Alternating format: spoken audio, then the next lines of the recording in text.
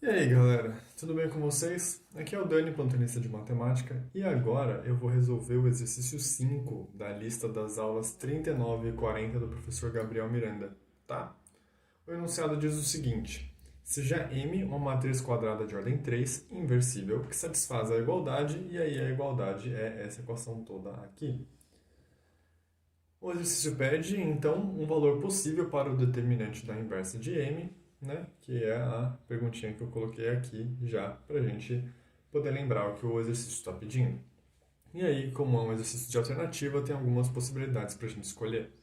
Uma coisa importante é que ele já diz um valor possível, então quer dizer que provavelmente a gente vai achar mais de um valor e aí um só que a gente vai escolher nas alternativas.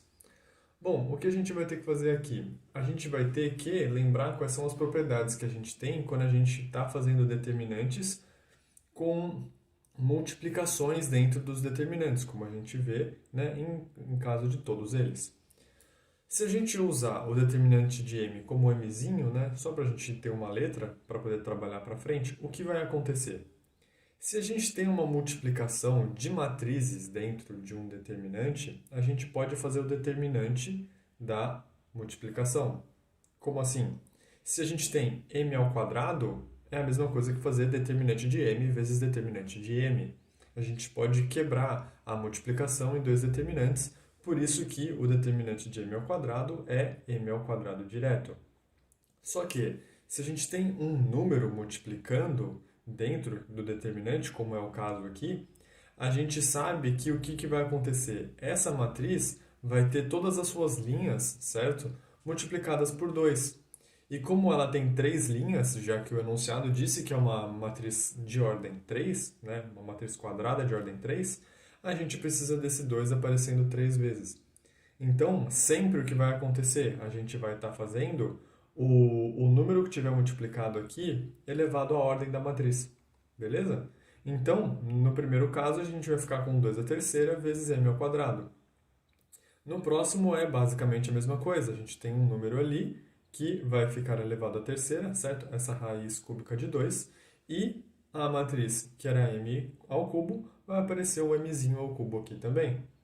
E aí, no final, lembrando, esse 2 nonos está multiplicando fora, por isso que ele não vai mudar, mas o 3 que está lá dentro vai ficar a terceira.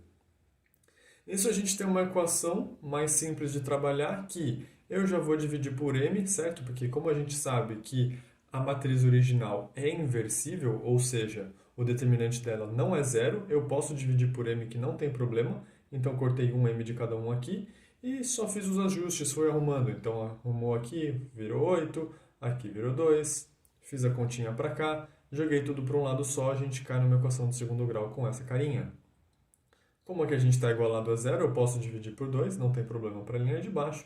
E aí aqui, fazendo um Bhaskara, né, ou no caso, some produto, que os números estão facinhos, a gente consegue achar as raízes sendo 1 e 3. Lembrando, né, novamente, daquela passagem que eu falei das multiplicações, a gente sabe que a matriz vezes a inversa vai dar a identidade.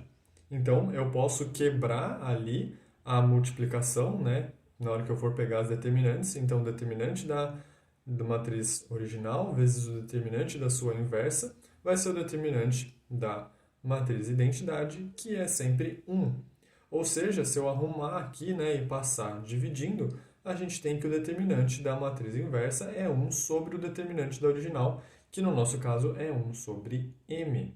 Ou seja, a gente só precisa testar esses valores aqui agora. Se a gente colocar o 1, a gente vai ter 1 mesmo, o que não é uma opção, mas se o m a gente considerar o 3, a gente tem 1/3, que é exatamente o item A. Tudo bem? Então, só dando aquela repassada, a gente viu que existiam multiplicações ali dentro. Com números a gente tem um processo, com outras matrizes a gente pode quebrar em partezinhas menores. Cai numa equação de segundo grau, a gente relembra a, a propriedade da matriz inversa com a propriedade dos determinantes para a multiplicação, e aí a gente já chega na resposta. Beleza? O exercício é isso, eu espero que tenha ficado claro para vocês, e até os próximos.